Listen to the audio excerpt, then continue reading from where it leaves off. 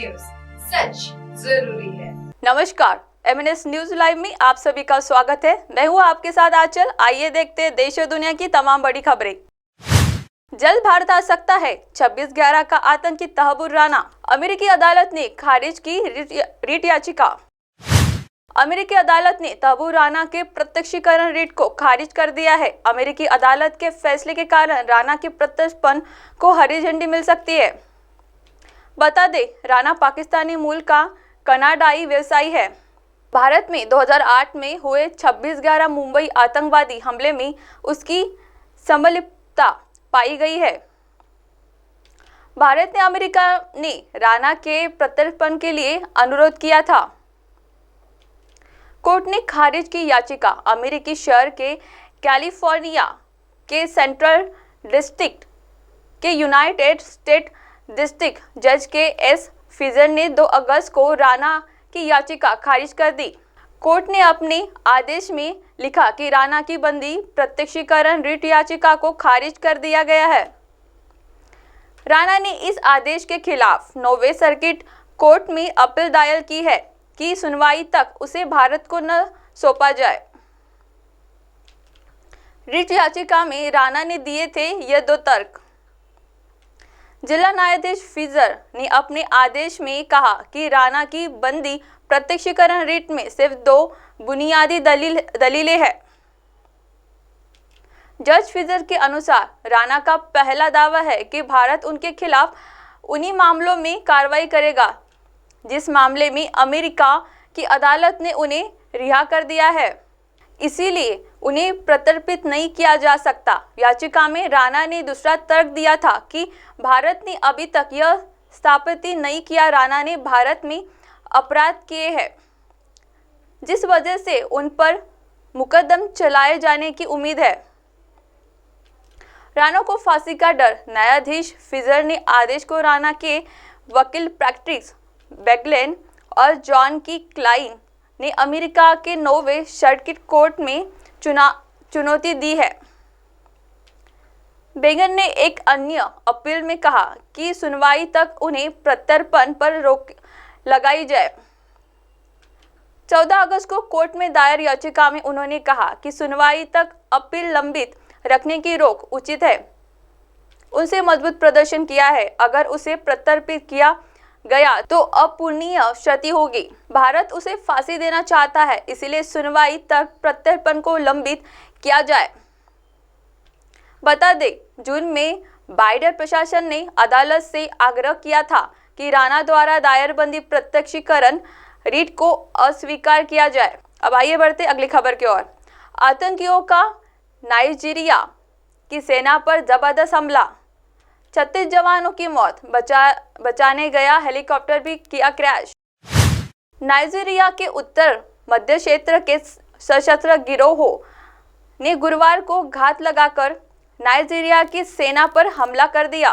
बाद में बचाव कार्य के लिए मौके पर भेजा गया एक हेलीकॉप्टर भी दुर्घटनाग्रस्त हो गया, जिसके चलते 36 सैनिक की जान चली गई।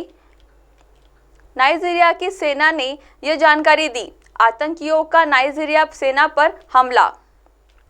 रिपोर्ट्स के मुताबिक नाइजर राज्य के बुशिशी जिले में सप्ताह की शुरुआत में हुए संघर्ष के बाद सशस्त्र गिरोहों ने हेलीकॉप्टर को मार गिराया। इसके बाद जानकारों ने देश के सबसे ज्यादा प्रभावित उत्तरी क्षेत्र में बंदूकधारियों का आधिपत्य बढ़ाने की चेतावनी। हमले में 36 जवानों की मौत, 7 हुए घायल।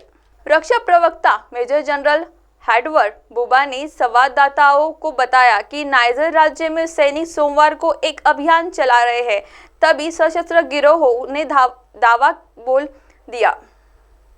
उन्होंने कहा कि घात लगाकर किए हमले और गोलीबारी में 3 अधिकारियों को 22 जवानों की मौत हो गई, वही 7 सैनिक घायल हो गए। बुआ ने कहा कि हमले के बाद नाइजीरिया वायु सेना के एक हेलीकॉप्टर को हताहतों को निकालने के लिए भेजा गया, लेकिन राज्य के एक अन्य हिस्से में यह दुर्घटना का शिकार हो गया और इसमें 14 और सेना कर्मियों की मृत्यु हो गई। आइए बढ़ते अगली खबर की ओर।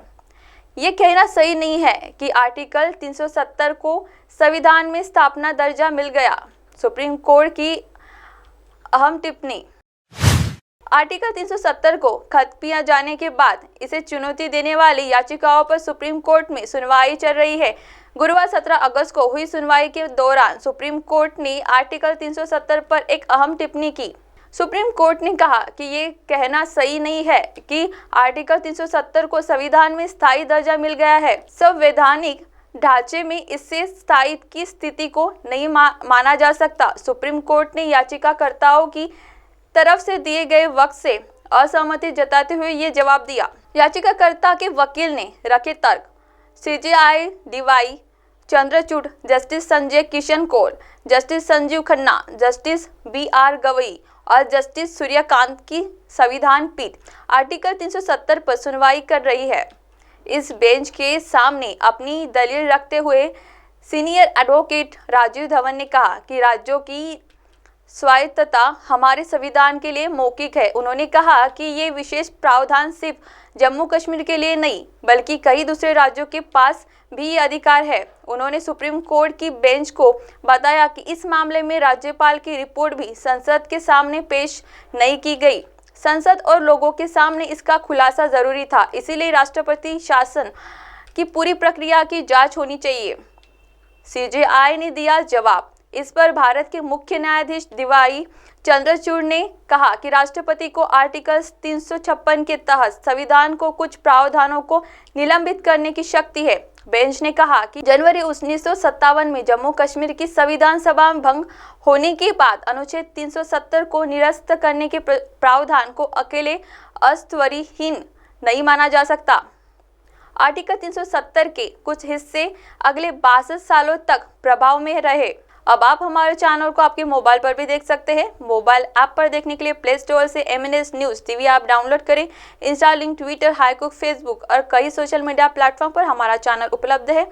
आप हमारे चैनल को लाइव भी देख सकते हैं www.mnsnews.com पर। फिलहाल वक्त हो चला है ब्रेक का, सो ब्रेक से लौटने के बाद देखिएगा देश और दुनिया की तमाम बड़ी खबरें। नमस्कार।